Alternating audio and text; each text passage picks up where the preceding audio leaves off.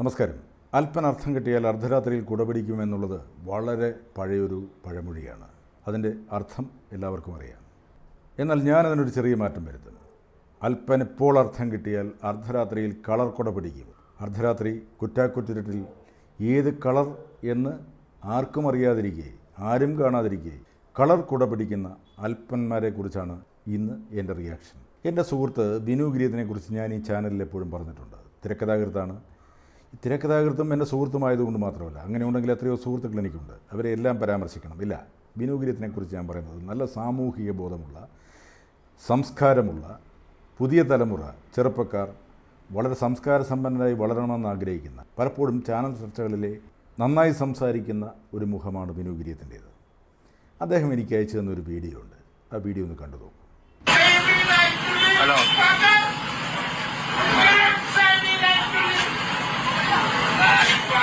Hello. Home യോറോ ചാ home യോറോ.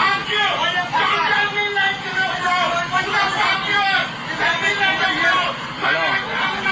നടൻ വിനായകൻ മദ്യമാണോ രാസലഹരിയാണോ മറ്റെന്തോ കഴിച്ചിട്ട് കാണിക്കുന്ന വികൃതികളാണ് നിങ്ങൾ കണ്ടത്. വിനായകൻ മുമ്പൊരിക്കൽ ഭാര്യയുമായിട്ടുള്ള പ്രശ്നത്തിൻ്റെ പേരിൽ പോലീസ് വീട്ടിൽ വന്നപ്പോൾ പോലീസിനോട് ആക്രോശിച്ചതും പിന്നീട് പോലീസ് സ്റ്റേഷൻ ചെന്നപ്പോൾ കാണിച്ച നാടകങ്ങളുമെല്ലാം നിങ്ങൾ സോഷ്യൽ മീഡിയയിൽ കണ്ടിട്ടുണ്ടാവും. വിനായകൻ പലപ്പോഴും അങ്ങനെയാണ്. മാധ്യമങ്ങളുടെ മുമ്പിൽ ഭയങ്കര അഭ്യാസ പ്രകടനങ്ങൾ കാണിക്കും.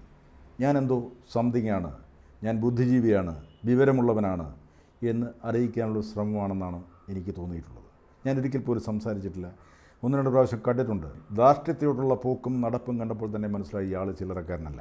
സിനിമാ രംഗത്ത് മദ്യം ഉപയോഗിക്കുന്നവർ വളരെയധികമുണ്ട്. എന്നാൽ മദ്യപിച്ച് അല്ലെങ്കിൽ ലഹരി ഉപയോഗിച്ച് ഇങ്ങനെ കൂത്താടുന്ന, മനുഷ്യരുടെ മുമ്പിൽ അപമാനിതരാകുന്ന എത്രയോ പേരുണ്ടാവും. ഇത് സംസ്കാരത്തിൻ്റെ തന്നെ ഭാഗമാണ്, സംശയമൊന്നുമില്ല. ജനിച്ച വർഗത്തിൻ്റെയോ ജാതിയുടെയോ കുടുംബത്തിൻ്റെയോ ഒന്നും പ്രശ്നമല്ല. അവനവൻ കൈയാളുന്ന സംസ്കാരത്തിൻ്റെ പ്രതിഫലനമാണ് അയാളുടെ ഓരോ പ്രവൃത്തികളും. നമ്മൾ ഒരാളോട് സംസാരിക്കുമ്പോൾ അയാൾ നമ്മളെ എങ്ങനെയാണ് കാണുക, അതാദ്യം ഉള്ളിലുണ്ടാവണം.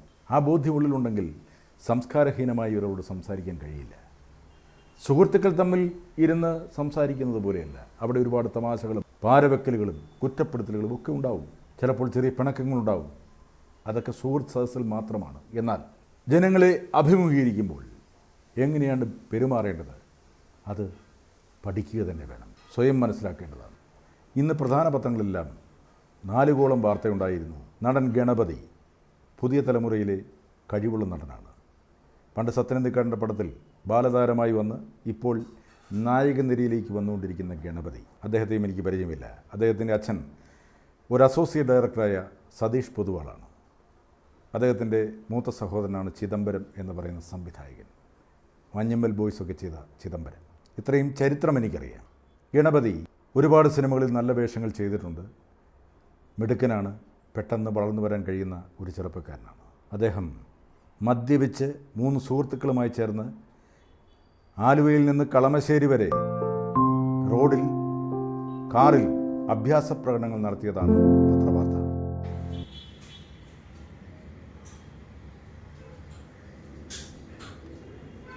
റോഡിലൂടെ അമിത വേഗത്തിൽ ഊഞ്ഞാലാടുന്നത് പോലെ ഒരു കാറ് പോകുന്ന കണ്ടപ്പോൾ പിന്നിലുണ്ടായിരുന്ന ACP, എറണാകുളം ACP ഒരു ട്രാഫിക്കിൽ ഒപ്പം ചേർന്ന് ഗണപതിയോടും സുഹൃത്തുക്കളോടും മര്യാദയ്ക്ക് ഡ്രൈവ് ചെയ്യാൻ പറഞ്ഞു. അവർ ദേഷ്യപ്പെടുകയാണ് ചെയ്തത്. അസഭ്യം പറഞ്ഞു എന്നാണ് പറയുന്നത്. അവിടെ നിന്ന് വണ്ടി മാറ്റി നിർത്താൻ പറഞ്ഞപ്പോൾ നിർത്തിയില്ല. ഗ്രീൻ സിഗ്നൽ വന്നപ്പോൾ വണ്ടി അങ്ങ് വിട്ടുപോയി. ACP എല്ലാ സ്റ്റേഷനിലേക്കും വിവരം കൊടുത്തു. അടുത്തൊരു ട്രാഫിക് സിഗ്നൽ വന്നപ്പോൾ പോലീസ് കൈ കാണിച്ചു. റെഡ് സിഗ്നൽ കിടക്കുമ്പോൾ തന്നെ വണ്ടി വിട്ടുപോയി. ഉടനെ അവിടെ നിന്ന് പോലീസ് അടുത്ത സ്ഥലത്തേക്ക് റിപ്പോർട്ട് കൊടുത്തു. അങ്ങനെ കളമശ്ശേരി വെച്ച് പിടിച്ചു. നല്ല മദ്യലഹരിയിലായിരുന്നു. അവിടുന്ന് ഹോസ്പിറ്റലിലേക്ക് കൊണ്ടുപോയി ടെസ്റ്റ് നടത്തി അറസ്റ്റ് ചെയ്തു. ജാമ്യത്തിൽ വിടും. ഒരു പത്രവാർത്തയിൽ ചിലപ്പോൾ ഇത് ഇല്ലാതായി പോയേക്കാം. കോടതി ഒരു പിഴശിക്ഷയായിരിക്കും വിധിക്കുക. പക്ഷേ നമ്മൾ സമൂഹം മനസ്സിലാക്കേണ്ട ഒരു കാര്യമുണ്ട്. യുവതലമുറയ്ക്ക് ഇതെന്തു പറ്റി? സിനിമാ നടന്മാർ മാത്രമല്ല, യുവാക്കളിൽ പലരും ഇതുപോലുള്ള വികൃതികളല്ല, തോന്നിയാസങ്ങൾ കാണിക്കുന്നുണ്ട്. ആ ഡ്രൈവിങ്ങിനിടയിൽ മറ്റൊരു യാത്രക്കാരന്, ഒരു കാൽനട യാത്രക്കാരന് അപകടം പറ്റിയിരുന്നെങ്കിലോ? എന്തിനാണ് ഈ മദ്യപിച്ച് ഡ്രൈവ് ചെയ്യുന്നത്? മദ്യപിച്ചെങ്കിൽ എവിടെയെങ്കിലും കിടന്നുറങ്ങിക്കൂടെ? മദ്യലഹരി വിട്ടൊഴിഞ്ഞതിന് ശേഷം വണ്ടിയിലേക്ക് കയറിയ പോരെ. അതല്ലെങ്കിൽ മറ്റൊരു ഡ്രൈവറെ, ഇപ്പോൾ ഡ്രൈവറെയൊക്കെ വാടകയ്ക്ക് കിട്ടും, അതിന് പ്രത്യേക ആപ്പുണ്ട്. ആ ആപ്പിലൂടെ നമ്മൾ റിക്വസ്റ്റ് ചെയ്താൽ ഡ്രൈവർ സ്ഥലത്ത് വരും. സിനിമാ നടനല്ലേ, ആ ഡ്രൈവർക്ക് കൊടുക്കാൻ പണം ഉണ്ടാവുമല്ലോ, അയാൾക്കും അതൊരു സഹായം. ഈ പ്രവൃത്തികളൊക്കെ കാണുമ്പോൾ മനസ്സിലാവുന്നത് അർദ്ധരാത്രിയിൽ പഠിക്കുന്ന കുടയാണിതൊക്കെ. ഇത്ര ചെറുപ്പത്തിലെ പ്രശസ്തിയുണ്ട്, പണമുണ്ട്, ഞാൻ എന്തു ചെയ്യും? ആരാധകർ എന്ന് പറയുന്ന സിനിമാ പ്രേക്ഷകർ എൻ്റെ കൂടെ ഉണ്ടാവും. ഒരു ചുക്കുമില്ലടൂ. ഈ ആരാധകരെന്നൊക്കെ പറയുന്നത് ചിലപ്പോൾ നിമിഷങ്ങളിൽ കൊഴിഞ്ഞു പോകുന്നവരാണ്. വിനായകൻ്റെ ഈ പ്രവൃത്തിയിൽ വിനായകന് ആരാധകർ കൂടുന്നുണ്ടെങ്കിൽ അവർ ഗുണ്ടകളോ ക്രിമിനൽസോ ആയിരിക്കും, അല്ലെങ്കിൽ ലഹരി കച്ചവടക്കാരെ അവരായിരിക്കും ആരാധകർ. ഇപ്പോൾ ഗണപതി എന്ന് പറയുന്ന ഈ യുവനടനെ സപ്പോർട്ട് ചെയ്യാൻ ഒരുപാട് പേര് വരും. അവനല്പം മദ്യവെച്ച് പോയി, പെട്ടെന്ന് പോകേണ്ടിയിരുന്നുകൊണ്ട് വണ്ടി എടുത്ത് പോയി. ഇതൊക്കെയായിരിക്കും ന്യായീകരണങ്ങൾ. നിയമപാലകർ പറഞ്ഞപ്പോൾ എന്തുകൊണ്ട് വാഹനം നിർത്തിയില്ല? അവരെയും പുലഭ്യം പറഞ്ഞിട്ട് റോഡിലൂടെ ചീറിപ്പാഞ്ഞു പോവുകയാണ്. ഇത് അഹങ്കാരമാണ്. ഇങ്ങനെ അഹങ്കരിക്കുന്ന ഒരുപാട് സിനിമാക്കാരെ നമ്മൾ കണ്ടിട്ടുണ്ട്. നീയൊക്കെ ആദ്യം കണ്ടുപിടിക്കേണ്ടത് ആ ഇന്ദ്രൻസിനെയാണ്. എന്തൊക്കെ തരത്തിൽ അഹങ്കരിക്കാം, നിൻ്റെയൊന്നും അത്രയും വിദ്യാഭ്യാസമില്ല, പക്ഷെ ലോകപരിചയമുണ്ട്, മനുഷ്യസ്നേഹമുണ്ട്. ആ മനുഷ്യനൊക്കെ എത്രയും വളർന്നിട്ട് അവാർഡുകൾ വാരിക്കൂട്ടിയിട്ടും ഏതൊരു സെറ്റിൽ വന്നാലും എല്ലാവരോടും സ്നേഹത്തോടെ സംസാരിക്കുകയും ഏതൊരു മനുഷ്യനെ കണ്ടാലും അവരുടെ വിശേഷങ്ങൾ അന്വേഷിക്കുകയും കുശലാന്വേഷണം നടത്തുകയും ഒക്കെ ചെയ്യുന്ന ഒരു വലിയ മനുഷ്യൻ. അങ്ങനെയുള്ള മനുഷ്യരെ നിനക്കൊന്നും അംഗീകരിക്കാൻ കഴിയുന്നില്ലേ? അവരെയൊക്കെ കണ്ടുപഠിക്കണോ? നമ്മൾ സീനിയേഴ്സ് എന്ന് പറയുന്നവരെ കാണുമ്പോൾ അവർ ചെയ്യുന്ന പ്രവൃത്തികളിലാണ് അവരെ ആരാധിക്കുക. അത് രാഷ്ട്രീയക്കാരാണെങ്കിലും സിനിമാക്കാരാണെങ്കിലും പൊതു മേഖലയിലുള്ളവരാണെങ്കിലും. എന്തുകൊണ്ടാണ് ടാറ്റ മരിച്ചപ്പോൾ ഒരുപാട് അനുസ്മരണക്കുറിപ്പുകൾ വായിച്ചില്ലേ? ആ മനുഷ്യൻ്റെ നന്മയെക്കുറിച്ച് പറഞ്ഞ്, ആ മനുഷ്യൻ്റെ എളിമയെക്കുറിച്ച് പറഞ്ഞ്, ആ മനുഷ്യൻ്റെ ഒന്നും 7 അയലത്തെത്താനുള്ള യോഗ്യതയുണ്ടോ നീനക്കൊക്കെ? സിനിമാ നടൻ എന്ന് പറഞ്ഞ് നടക്കുന്ന നിനക്കൊക്കെ ആ മനുഷ്യനുണ്ടാക്കിയ പണത്തിൻ്റെ 1000-ൽ അംശം ഉണ്ടോ നിനക്കൊക്കെ? 1000-ൽ അംശം എന്നും പറയാൻ കഴിയില്ല, കോടികളിലൊരംശം എന്നേ പറയാൻ കഴിയും. അവർക്കൊക്കെ പണവും പദവിയും കൂടുമ്പോൾ എളിമ കൂടുകയായിരുന്നു, സംസ്കാരം കൂടുകയായിരുന്നു. ഇവിടെ പണവും പ്രശസ്തിയും വന്നു കഴിയുമ്പോൾ സംസ്കാരം നശിക്കുന്നു, അഹങ്കാരം മൂർധന്യത്തിലെത്തുന്നു. ഈ അഹങ്കാരം കൊണ്ട് നീയൊക്കെ എന്താണ് നേടാൻ പോകുന്നത്? നശിക്കുകയേ ഉള്ളൂ. അങ്ങനെ നശിച്ചു പോയ ഒരുപാട് പേരുടെ പേരെടുത്തപ്പോൾ ഞാൻ പറയുന്നില്ല. സിനിമയിൽ തന്നെ നിൻ്റെ മുൻ തലമുറയിലുള്ള ചിലരെ ഒന്ന് അന്വേഷിച്ചു നോക്കൂ. എല്ലാ അനുഗ്രഹങ്ങൾ കിട്ടിയിട്ടും, എല്ലാ പദവികളും കിട്ടിയിട്ടും, ഒരുപാട് സിനിമകൾ കിട്ടിയിട്ടും, ഒരുപാട് പണം കിട്ടിയിട്ടും ഇന്ന് ദാരിദ്ര്യം അനുഭവിക്കുന്നതിനെക്കുറിച്ച് നീയൊക്കെ ഒന്ന് ആലോചിച്ച് നോക്കൂ, അല്ലെ അന്വേഷിച്ച് നോക്കൂ. അവരുമൊക്കെ ഇത്തരത്തിലാണ് പെരുമാറിയിരുന്നത്. എന്നാൽ മദ്യവെച്ച് മതോന്മത്തനാകുമ്പോഴും ജനങ്ങളുടെ നെഞ്ചത്തേക്ക് കയറാൻ പോയില്ല. അഹങ്കാരം കാണിച്ചിട്ടുണ്ടാവും, മദ്യവെച്ച് മതോന്മത്തനായിട്ടുണ്ടാവും, കൂട്ടുകൂടി ഒരുപാട് വികൃതിത്തരങ്ങൾ കാണിച്ചിട്ടുണ്ടാവും. എന്തിനാണിത് പറയുന്നത് എന്നല്ലേ? ചില പൊയ്മുഖങ്ങൾ വലിച്ചു മാറ്റേണ്ടതുണ്ട്, വലിച്ചു കീറേണ്ടതുണ്ട്. സ്റ്റേറ്റ് അവാർഡ് കിട്ടിയ നടനാണ് വിനായകൻ. ആ സ്റ്റേറ്റ് അവാർഡിനോടൊരു ബഹുമാനം കാണിക്കണ്ടേ വിനായകൻ?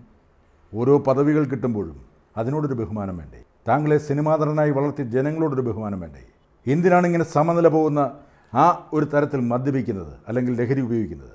ഈ ഒരു വീഡിയോയുടെ പേരിൽ എൻ്റെ തലയിൽ കയറാൻ വന്നേക്കാം. ഞാനത് കാര്യമാക്കുന്നില്ല. തലയിൽ കയറാൻ വന്നാൽ അതിന് മറുപടി ഞാൻ അപ്പോൾ കൊടുക്കും. ഇതൊരു തിരിച്ചറിവാകുമെങ്കിൽ അത് വളരെ സന്തോഷകരമാണ്. അഭിനയിക്കാൻ കഴിവ് കിട്ടിയിട്ടുണ്ട്, ഒരുപാട് സിനിമകൾ കിട്ടിയിട്ടുണ്ട്, ആവശ്യത്തിലധികം പണവും മേടിക്കുന്നുണ്ട്. ചിലപ്പോൾ ചില ക്യാരക്ടറിന് ചിലരെ ആവശ്യമായി വരുമ്പോൾ അവരുടെ അടുത്തേക്ക് ചെല്ലുമ്പോൾ അവർ അമിതമായി പണം ചോദിക്കും. മറ്റൊരാളതിന് പകരക്കാരനില്ലാത്തതുകൊണ്ട് തന്നെ ചിലപ്പോൾ അത്രയും പണം കൊടുത്ത്, അത്രയും പണം കൊടുക്കേണ്ടെങ്കിലും അത്രയും പണം കൊടുത്ത് ചിലപ്പോൾ ആ കഥാപാത്രത്തിന് വേണ്ടി ചില താരങ്ങളെ, ചില ആർട്ടിസ്റ്റുകളെ ഇടാറുണ്ട്. അങ്ങനെ അർഹിക്കുന്നതിലധികം പണം കിട്ടിയിട്ടുണ്ട് നിങ്ങൾക്കൊക്കെ. അത് തന്ന മനുഷ്യരോട്, നിങ്ങളുടെ സിനിമ കാണുന്നവരോട് ഒരു ബഹുമാനമൊക്കെ കാണിക്കാം. ഇങ്ങനെ വൃത്തികേടുകൾ കാണിച്ചുകൊണ്ട് മാധ്യമ വിചാരണ നേരിടാൻ നിങ്ങൾക്കൊരു നാണവും തോന്നുന്നില്ലേ? ഞാൻ ഇന്ദ്രൻസിൻ്റെ കാര്യം പറഞ്ഞു, നന്മയുടെ ആൾരൂപമായ ഇന്ദ്രൻസ്. അതുപോലെ തന്നെ ഒരുപാട് ആളുകളുണ്ടായിരുന്നു. നമ്മളെ വിട്ടുപിരിഞ്ഞ നെടുപടി വേണു തുടങ്ങി ഒടുവിൽ ഉണ്ണികൃഷ്ണൻ, ഇന്നസെൻ്റ്, എത്രയോ മാന്യമായി ബിഹേവ് ചെയ്തിരുന്ന, എത്രയോ മാന്യമായി സമൂഹത്തിൽ ഇടപെട്ടിരുന്ന താരങ്ങളായിരുന്നു. അവർക്കൊക്കെ അഹങ്കരിക്കണമെങ്കിൽ അഹങ്കരിക്കാമായിരുന്നു. കഴിവും പണവും പദവിയും എല്ലാം ഒപ്പത്തിനൊപ്പം ഉണ്ടായിരുന്നു. ഇവിടെ ചില ഭാഗ്യം കൊണ്ട് താരങ്ങളായവരും അഹങ്കരിക്കുന്നു. കഴിവുകൾ തീരെയില്ലാഞ്ഞിട്ടും പലരുടെ സഹായത്താൽ ഉയർന്നു വന്ന പലരും അഹങ്കരിക്കുന്നു. ഈ അടുത്ത കാലത്ത് ലഹരി പാർട്ടിയിൽ പങ്കെടുത്തു എന്ന് പറഞ്ഞ് ശ്രീനാഥ് ഭാസിയുടെയും പ്രയാഗ മാർട്ടിൻ്റെയും പേര് ഉയർന്നു വന്നിരുന്നില്ലേ? ആ ആരവങ്ങളൊക്കെ കെട്ടടങ്ങി, ഇതും കെട്ടടങ്ങും. പക്ഷേ നിങ്ങളുടെ തകർച്ച സംഭവിക്കുമ്പോൾ ഇത് എല്ലാവരും എടുത്ത് ഉയർത്തിക്കാട്ടും, ഇതൊരായുധമാക്കും. അവനങ്ങനെ സംഭവിക്കേണ്ടതായിരുന്നു എന്ന് പറയും. അതുണ്ടാവാതിരിക്കാൻ വേണ്ടിയാണ് മുൻകൂട്ടി പറയുന്നത്. ശ്രദ്ധിക്കുക, യുവത്വം ആനന്ദിക്കാനുള്ളത് മാത്രമല്ല, മറ്റുള്ളവർക്ക് മാതൃക കൂടിയാക്കേണ്ടതാണ്. ആഹ്ലാദിക്കാം, ആഹ്ലാദം അതിരുകടക്കരുത്. ആഹ്ലാദം ജനങ്ങളെ ബുദ്ധിമുട്ടിക്കുന്നതാവരുത്. Thank you.